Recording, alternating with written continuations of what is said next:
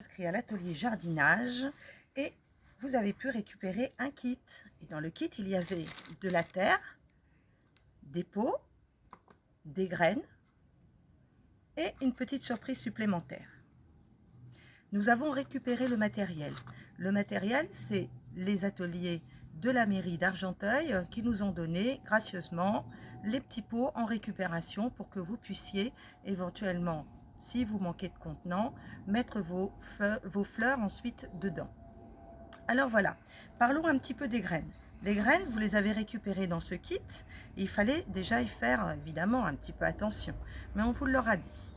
Alors, 2 graines rouges, 2 graines un peu plus grosses noires et 2 tout petites graines qui sont allongées et ridiculement petites. Moi aujourd'hui, j'ai choisi de les mettre dans ce contenant pour vous montrer. Alors, avec la cuillère, avec le manche de la cuillère, je vais faire 6 trous. 1, 2, 3, 4, 5 et 6.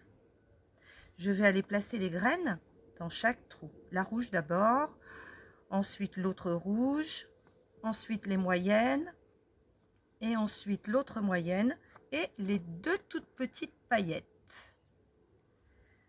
Pour faire germer une graine, on la recouvre à peu près de sa grosseur 1,5 fois. Donc pour les rouges, il faut au moins un bon centimètre. Pour les noirs, on va dire 1 centimètre.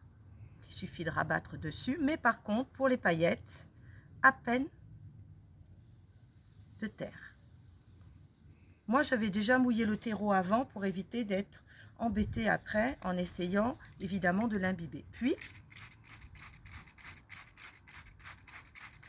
j'humidifie la terre et j'essaierai de la garder tout le temps humidifiée jusqu'à la levée des graines. Et j'irai placer cette petite barquette à la lumière, à l'intérieur surtout, parce que la chaleur leur permettra de germer plus facilement. La petite surprise d'Isabelle, ma collègue à l'accueil, c'est ce qu'on appelle une bouture. Elle a prélevé dans son jardin des morceaux d'une plante qu'on appelle une plante grasse et en fait maintenue à l'humidité jusqu'à arriver dans vos mains. Qu'est-ce qu'on va en faire? Moi, j'ai pris un petit pot de yaourt, j'ai fait 2 trous dessous et puis humidifié d'abord ma terre et ensuite, toujours avec le manche de ma cuillère, j'ai fait un petit trou. Je suis allée mettre la plante directement dedans et j'ai surveillé parce que cet été, elle fera quelque chose de très joli. On vous la mettra directement sur le site de la maison de quartier. Vous verrez, c'est rose, c'est magnifique. Avant d'aller placer ma barquette quand même à la lumière, je vais juste tasser un tout petit peu la terre pour que la graine reste toujours en contact avec celle-ci. Et voilà, il ne reste plus qu'à attendre la germination.